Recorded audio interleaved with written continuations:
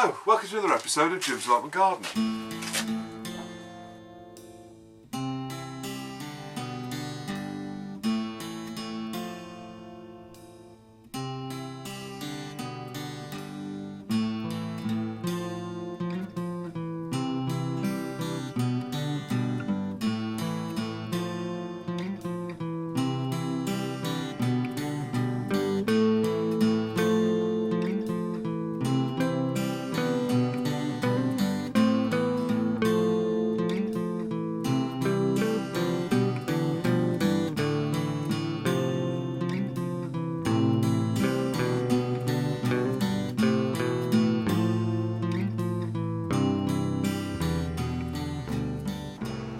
Okay, I've actually had a couple of days off this week, during the week, and every day I had off it was bloody rainy. But anyway, that's the outside of the chicken hut, as you can see.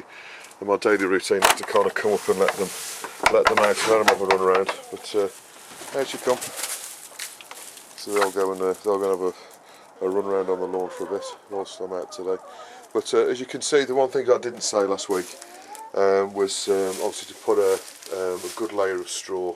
As you can see, even though I've got this this up at the side, you know, it's still pretty light in here, so they've got plenty of light. You know, the light comes through. We had a couple of comments about ventilation, stuff like that. Now, even though I have sort of blocked that off there, as you can see, there's a reasonable amount of sort of holes and stuff in the wall. So you know, and there's like a gap up the side there, if you can see that. But you know, there is sufficient ventilation through, and these laths at the back here, you know, there are sort of gaps in there, so they do get ventilation. The bedding, during the summer I change the bedding every sort of 6 weeks or so, because the chickens are out quite a lot, and you know, and I change the straw. I only put a few inches down during the summer, and then that gets put into the bin to put on the garden. But during the winter, as you can see, I've got more like kind of 6 inches of straw in here now, and I will basically change them every three or 4 weeks during the winter, dependent on the weather. But it doesn't get wet in here because this is all completely, you know, it's got a waterproof roof over, which is all felted and everything. And you know, it keeps it all dry. But you are right, obviously ventilation and you know, sort of keeping the moisture down in the coop is important. But that was the you know, I just wanted to say, you know, it is important, you're right, to keep it dry in your chicken coop. But you know, if you've got plenty of straw in here, you know, even though I've put this stuff around, you know, there are still kind of gaps under here. You know, where air can get through, and you know, as you can see there, look, there's a big gap there, and I can feel the draft through. So that's enough ventilation. I mean, this plastic going on the walls here really is to keep the rain out and the snow out and all that kind of business. So, but there is, even though you put this kind of plastic and stuff around, there is more than enough ventilation. Of course, if you shut the door as well, you know, there's gaps all around the door.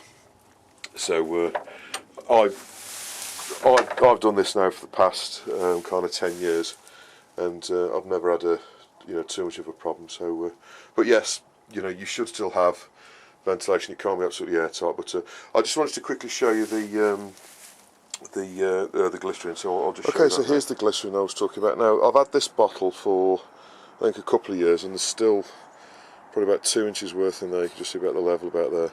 So you don't need a lot. Obviously, I've got about at the moment I've got 8 chickens. I normally have a few more than that. I normally have about a dozen chickens. But that's the stuff you want, look, glycerin, and it's used for sort of sore throats and chapped lips and stuff like that. You get this from most chemists. This actually comes from a Lloyd's chemist, and it's not expensive. It's about, I don't know, about £1.50 for a bottle, and as I say, it'll last you for about 3 years if you've got this amount of chickens. Now, all you need to do is, when you fill your water butt up, all you need to do is literally just pour in. You basically need about literally that much. You know, you just need a drop. I don't typically mix it or anything like that. All I do now is basically put the lid back on, and the as I turn it upside down, that will sort of mix it up sufficiently. And the reason why I need to do that with 2 hands. The reason why you put the glycerin in there, as I explained last week, is to stop the water freezing during the cold evenings and obviously the cold mornings during the winter. But that's a quick tip for you, and I'll just put that water back in there so they've got the water ready for them. So glycerin is a fine oil, so basically what you need to do is sort of make sure that it is mixed in. Now what I tend to do is just put the lid back on, as I've just done, and then as I turn it over, just give it a quick sort of rattle around and shake. But that's more than enough to sort of mix it in. And every time you refill your water butt, just put literally half a teaspoon of this in, and that'll stop the water from from freezing over. What you don't want to do is put too much of this in, because what it'll do is it'll start to collect all the oil, the glycerin will start to collect all the way around the bottom here, and it makes a bit of a mess of the. Obviously, you can quickly wipe it off, but it will collect around the water. Where they feed off it. Now, I have actually got 2 watering tubs. During the summer they have 2, and during the winter. Now, what I find is in the spring and the autumn they don't need a lot of water. So 1 water butt will most certainly, that'll last them for the best part of a week. Whereas during the winter, because they're eating a little bit more, obviously to stay warm, and during the summer when it's hot, obviously they want a bit more. And when they're laying and that, obviously they need more water then. That's when I'll bring the 2 down. But so in the next couple of weeks, I'll just monitor the water, and when the water starts increasing, i.e., the drinking more water, I'll bring the second one down as well to to make sure that they've got plenty of water in the week. I do come up and check them every day, but I like just to get the water done and sort of ready. Obviously, the other important thing is make sure your feeders are always full, so they've got plenty of food. Now these are almost empty, so what I'll be doing later on is just giving them a quick top up and sort of make sure that they've got plenty of food.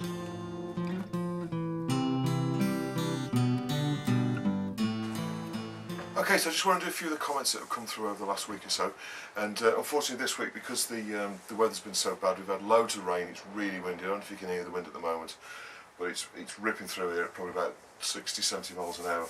So it's not very good for getting out onto the allotments, and this is one of the reasons why I've cocooned the chickens up and basically put the covering around, because up here we get a lot of wind and a lot of sort of rain this time of year, and that's what sort of rains into the run and basically makes the floor of the run wet, and that's one of the main reasons why I've done it. But I've had quite a few questions come over in the last week or so with regard to the chickens. And thank you for everybody for sending your comments through. The first one comes from UK Here We Grow, Mark, and he was talking about, he was saying that the chickens don't feel the cold too much, and it's ventilation that is the most important thing.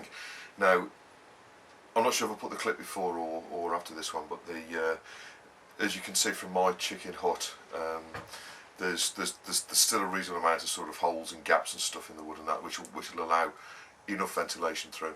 And what I always do this time of year is put about 6 inches of straw down, and on Thursday I put a load of straw down, and I'll be changing that probably every 2 to 3 weeks, depending on the conditions. Obviously, if it gets wet in there, I'll take it out straight away. But I always change the chickens quite often during the winter. During the summer you don't need to so much because they're out and about and on the lawn. But most certainly in the winter you need to keep the floor of the run dry, so the rest of the run and everything is sort of reasonably dry. But he was saying that they don't feel the cold so much. Now, if it is cold, during the summer what you'll find is if you've got a roosting bar, the chickens tend to be reasonably well spaced out along the bar. And during the winter they all kind of sort of cuddle up together up in one corner, and that to me says that they're feeling the cold, and that's why. I know perhaps they don't feel the cold perhaps as much as mammals do, but most certainly I think they do feel the cold. So that's why I like to sort of try and keep them at least out of the elements as much as I can. The next comment came from Blue Daz, and he was also saying that his chickens get loads of straw and stuff in the winter. And that's important. But he says another trick that he gives his chickens during the winter is suet, which is like animal fat so that they can sort of eat that. I don't typically give that to my chickens. I try not to give my chickens any meat products at all, and obviously protein as well. You shouldn't give your chickens things like meat or sort of eggs or anything like that. You should never give eggs to chickens, most certainly raw eggs. But I never give my chickens eggs at all. What you can do is give them shellfish. That tends to go, but I don't do that. But I know you can give your chickens shellfish and stuff like that as a, you know what's saying. But meat typically is kind of forbidden, and I don't give my chickens any meat at all. The next comment comes from Marina Wilson. Now, when I read Marina's comments, I was a little bit concerned because I give eggs away to friends and family. I give some to people at work. Some of the neighbours have eggs off me, and I most certainly give them to my family as well. Not my immediate family, my parents and stuff. And Marina said that it's actually legal to, if you're feeding your chickens anything other than sort of chicken feed, if you like, it's actually legal to give the eggs away. Now, I'm not quite sure where Marina lives. She may well live in the States or something, because I know they've got different laws over in the States, and their laws and regulations tend to be a little bit stricter than ours with things like this. But most certainly in the UK, I've looked on the UK government site, and I've researched this week, and basically the rules are, if you've got 50 hens or less, you don't need to conform to any kind of regulation. If you've got 50 hens or above, you need to get yourself inspected and awarded, certified that everything's okay, and you need to grade the eggs, and you need to mark the eggs for grading and date of which of the date that they were basically laid. Now, the other comment that Marina said was chickens die between 2 and 3 years anyway. The experience that I've had, most of my chickens die around the 4 to 5 year stage, and the last chicken that I lost was actually 9.5 years old. I know from the Guinness Book of Records the eldest chicken on record is 13.5 years. So I think my chickens do reasonably well. Now I've had quite a few that have gone 6, 7, 8 years, and as I say, the last one that I lost, which was a bluebell chicken, she was 9.5 years old when I lost her. So I don't think I'm doing things too badly. Obviously they don't lay after sort of 4 or 5 years. They've laid all the eggs they're going to lay. So after that they're basically just pets sort of thing. But but yeah, you are right. I mean, I have had chickens that have died within the first 12 months of having them, and sometimes you do get some chickens that are just weak, and the renal systems give up, and they sort of keel over. But the thing that concerned me was she was saying you were not allowed to feed rice to chickens. It was illegal. As I say, I don't know where Marina lives in the world, but most certainly in the UK it is not illegal to do that. There's a whole raft of things that you can feed the chickens, sort of scraps from the kitchen, stuff like that. Anything that's any vegetable matter, rice, bread or anything like that is perfectly okay to give to your chickens. And if you do that, you're quite within your rights, and it's quite legal to give the eggs or sell the eggs or whatever to other people. The other thing that you need to be careful of is if you sell your eggs to a farm or shop or whatever, and they're going to be resold, then they also need to be graded and the date stamped on and stuff like that. So it's worth sort of knowing that. But I don't sell the eggs. I just give them to people basically. So the next comment was Marina Wilson said that her eldest was 7 years, and obviously but she was saying that most of hers basically sort of die off between 2 and 3 years. So, the next comment comes from Belinda Carpenter, and she was saying that she's growing her own ginger at the moment, and she's saying what she's actually done, she's actually put some in now. Again, I'm not quite sure where Belinda is in the world, but she said that she's put ginger in now, and she's trying to start to grow it inside in pots. and she's going to put that out later on next year outside as soon as it's sort of started to establish itself. So if you have got the weather that's warm enough, you can do that. In the UK at the moment, it's kind of around sort of 4 or 5 degrees in the day, and it's going below freezing at night most nights now. So it's not the conditions here to do that. I think even in an unheated glass house, you're looking at sort of reasonably cold, sub-zero temperatures. Most certainly soon it will be anyway. But also, if you have got a heated greenhouse, or if you're growing it in the house, you can potentially start ginger now. But I'm going to be starting some early in the spring, ready to plant out in the greenhouse later on. But I'll catch up with that later on next year when I start to do that. The next comment comes from Sam Williams, and he basically explained, or she, I'm not quite sure, that they use crushed banana peel for fertiliser. Now this comes back to me talking about the coffee grounds, and obviously coffee is very high in nitrogen, but not so high in if you look at the NPK, the P and the K is reasonably low. That's 0.5 for nitrogen. It's 7. So of course it's incredibly rich in nitrogen. Now, to make a balanced fertiliser, what you need to do is add some other things in there that are high in either potassium or whatever. And Sam's explaining that she uses or he uses crushed banana, dried banana peel, and then she crushes it in a coffee grinder, and that's very high in potassium, as I've explained in the past. So that's possibly one idea to augment the coffee to bring up the potassium level. So I'm still sort of looking into that to try and try and understand what how I can get it balanced. And the one thing that I'm struggling with at the minute is how to actually measure how balanced it actually is.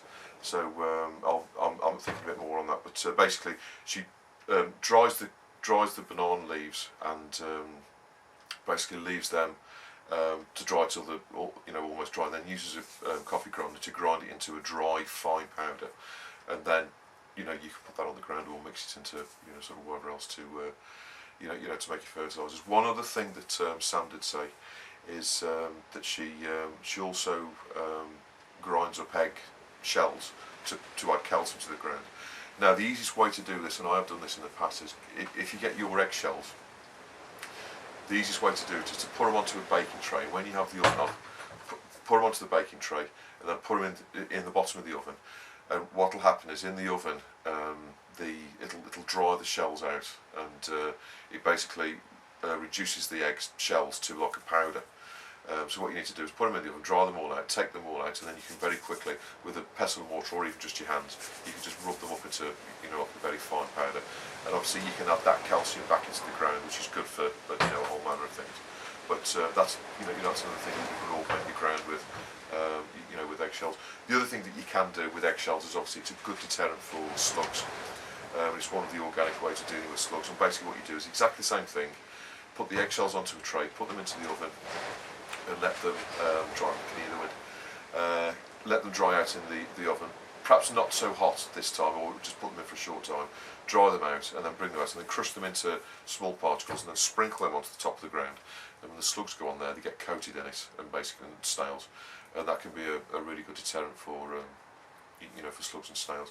What you can do is put that round on, let's say, your strawberry patch. Put like a sort of 2 or 3 inch layer, or border if you like, all the way around, and you can stop the slugs and snails going onto your your border where you've got either your salad or your strawberries or whatever. The other thing that's an old Victorian trick with that is what you can do is you can put lime onto the ground. So get dry lime, and then basically sprinkle that on top of the ground round your strawberries, and that also makes a barrier for the slugs.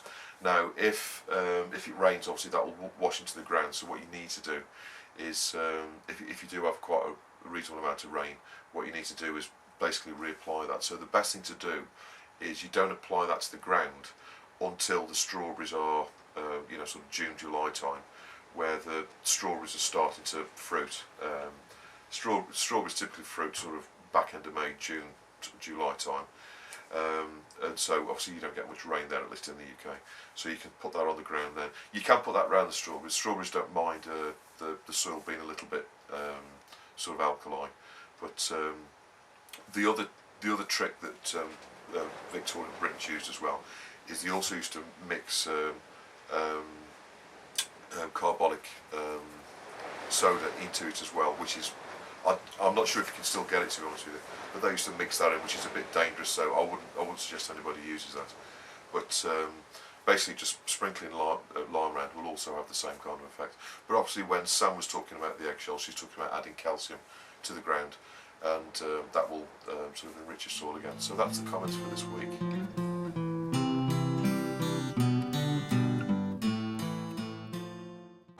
Okay, so as I've not done a tour in November yet, I'll just do a quick round the greenhouse and allotment. So still got a few of the gourds that need to be consumed, but we'll be eating those. We typically roast these. I've got a few more beans that are drying in the summer in the greenhouse. There's the ginger I dug up. As you can see, that's started to dry off. So I'll be taking that down to the house this week. There are the few plants there that's reasonably dry now. But what I'll be doing is just giving them a little bit of water over the winter just to keep them going. As you can see, the cucumbers, they've all sort of finished now. Still a few leaves on the grapevine, but what I'll be doing in the next couple of weeks is, as soon as the last few leaves have died off, I'll be pulling all the leaves off and tidying the vine up, and that's just still a few on the end here as well, which is basically the leader. But obviously the sap is now sort of going back down to the root, so as that dries off, I'll just tie that off. Now what I will do is trim this down, this end bit, but I'll be doing that next year when I see where the shoots have come through. But right, so out here, as you can see, the herbs have all kind of died back now. The comfrey at the end there, that's needs to be chopped down and sort of put all, sort of back. The mint and that I'm going to chop down. Rosemary's actually in flower. I actually put a comment on Tina's channel, Allotment Upcycling, earlier this week.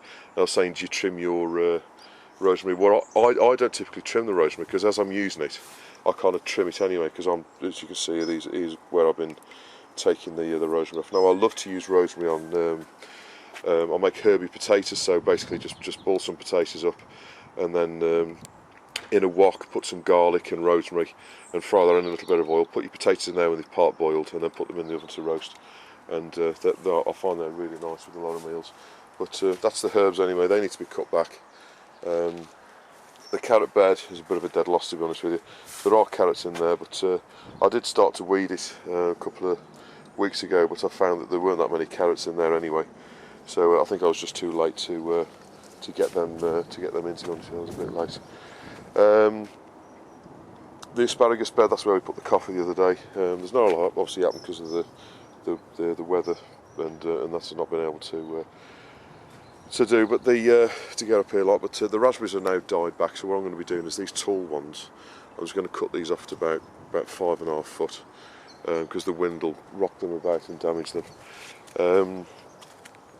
Leeks are not doing too bad. I actually left the ones that I thought had got allium root minor in, and they're not doing too badly, but seemingly the ones at the end there are doing okay. So we've got all the potatoes out now. This plant here had loads of damage on the potatoes. There's a couple there that got slug damage in that. But it was just this end plant here, which is quite surprising. But that's all been dug over now. All the potatoes are out. We're still using the kale from here, and as you can see, this kale here is doing really well. That snap of frost has killed all the white fly off, so they're actually clean of white fly now. So that's quite nice to have in the winter, because that will grow through the winter. The other kale here, that's still good to be eating now, but I think I'll be fetching those plants out shortly and giving those to the chickens. But this is the tunnel which is going to be taken apart and rebuilt over the winter. So this tunnel will basically be coming down soon. In this tunnel here, this is the one with the brassicas, and as you can see, the aphids on here. I don't know if you remember, but a couple of weeks ago, if I'd have done that, there'd have been a cloud of whitefly. The frost has killed all of them off, which is exactly what I thought it would do. The normal calabrese or the normal broccoli here, we've pretty much eaten the lot. We're up to here now, so there's just a few plants, so we've basically just got one more meal there now. And what I'll be doing then is obviously not to put any of this to waste. All of this will go into the chicken coop. What I tend to do with the brassicas is I tie them up on the wall so that the chickens will sort of not walk and sort of poo on them and stuff. But that's where these are going.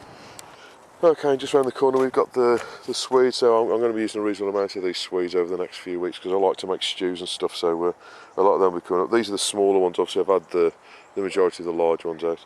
The spinach has started to come through, so that's doing all right. That's taken all year to come basically. I'm not quite sure why it was so slow. I don't know if it's lack of water or what, because I've got the brassicas here and I don't know if that's drawn the water through, but they're doing all right. So the parsnips have all started to die off now, so that's a reasonably good sign. The thing with parsnips is you want to leave them till kind of this time of the year, because you want a frost on a parsnip, because that makes them a lot more sweeter and stuff like that. But what I'm going to be doing, obviously we did a trial this year with the parsnips, and so what I want to do is I've got 3 different types in there, and 3 different types of either chitting them or growing them or whatever. So I'm going to dig one of each type up to see how they got on. But I'll be doing that in the next week or so when it's a bit warmer. I apologise if the wind's blowing the mark at the moment. There is a few bits of beetroot still left, so they'll go in the stews as well. I've got the paler ones which don't tend to make everything bright red, so I tend to use them for the stews. The others have been sort of pickled and stuff. That's the rhubarb, not much change from last time. On the front here I've started the winter digging, which is basically just rough digging the plot over. So I've kind of got to here, but because of the weather I've not been able to crack on any further than that. But I'll basically just go down a spade, turn it over, and then that'll be easy for the spring. I can just go straight over that with a rotavator and plant it. So this is where the beans were, and as you can see, I've pulled all the beans down. There are a few seeds on there, but I think the weather's had the best of them now, to be honest with you. But I've got hundreds of seeds, so I'll be sending those out to everybody very shortly. I can only apologise for not sending them out yet, but I've just been busy with other things. So there's the other side of this tunnel. This is the tunnel that's going to come out. So as soon as I get round to it, I'll be taking that out in the next month or so. That's why I've not dug this patch here, because what I'm going to be doing is moving that over to here and then dismantling it here and re-erecting it here. The 2 tunnels next year, just to give you an idea of where the plans are going to go. This one here is just going to move to here. So basically either side of the rhubarb I'm going to have a tunnel, so I'm going to have one tunnel here, and then the other one that's going to be rebuilt will be put this side of the rhubarb, and then the beans are going to go up pretty much in the same place as they are this year, to be honest with you, from the end there all the way to probably about here. So across the back of the 2 tunnels as they normally are. So basically I'm just going to shuffle the beans down for next year, tunnel either side of the rhubarb. So that's what that looks like. Obviously there's not been a lot of change because this time of year everything's just dying off and stuff like that, but just thought I'd quickly show you how things work, because I haven't been up the allotment for, at least I haven't done a tour for a couple of weeks. I'm piling up the chicken manure here. I'm going to be, the potatoes are going to go kind of from here where they were this year down from where the tunnels are now basically. So the potatoes will be in the middle section for next year. So I'm just piling up the manure here to rot over the winter, so it gets nice and wet and rots down, and then I'll be able to spread that over just before I rotivate. Obviously this is all dug over here. I need to get these hose pipes in. Obviously over the winter they can potentially get damaged. Now I need to do a little bit of tidying up with the espalier trees. I've noticed a few of the branches are like the jossberry bush there.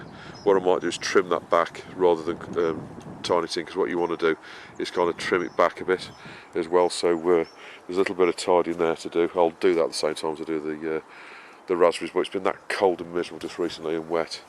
I've not been able to get up to do much, to be honest with you.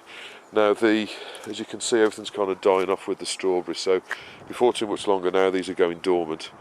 What I'll be doing is sort of digging all this over and cleaning it up, as I've explained before.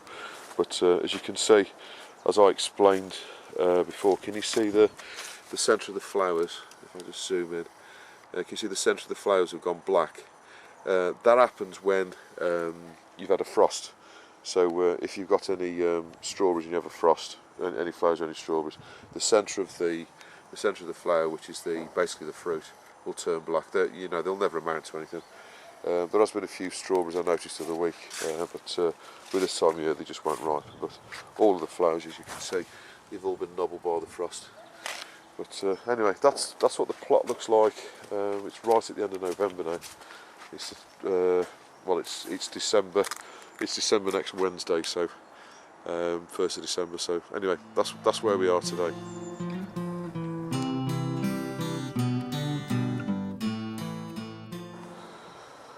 Okay, so a quick note on the potatoes. I've noticed I actually dug some up earlier this week, which I'll show you in a moment. But what I've actually noticed, because we're having such a mild November, the potatoes have actually started to chit, which is a bit of a problem. Now, hopefully as soon as it gets colder, which it has done over the last couple of weeks, it'll basically halt them from doing it. It'll stop them from doing it. But as you can see, there's little chits forming on the potatoes. Now I've had a look through the various sacks and they're all pretty much the same. So unfortunately that's not really what you want. But because we're having such a warm November, we're almost in December now, but because we're having such a warm November, it's started the potatoes to chit, and obviously that'll it should be okay. Obviously you can just knock the chits off and you can still use the potatoes. They're not going to go soft, but that just proves how warm the potatoes have got, because obviously they're already chitting. Okay, so here are a few potatoes that I actually dug out of the ground 2 days ago. As you can see, I'm just drying them off in here, but I actually knocked the chits off when I dug them up. But as you can see, there was one there. But they are actually, there's a few of them that are starting to chit actually in the ground, so the ground's still reasonably warm. So that was the last couple of plants of potatoes, so they're all out of the ground now. So even though it was raining, I was up here like a trooper, getting the rest of the potatoes out. Just very quickly, the other beans are drying. There are a few that have gone sort of a bit mouldy, as you can see those ones at the corner there, but they're not quite dry enough yet, because I've got them up here where it's cool, but they are drying nevertheless. So I hope this episode was of some use to you. Please don't hesitate to put any comments or questions you've got below, and I'll always get back to you. And thank you to all the new subscribers and all the comments that people put. I do appreciate your feedback, and I'll see you on the next episode. Jim's Off Garden.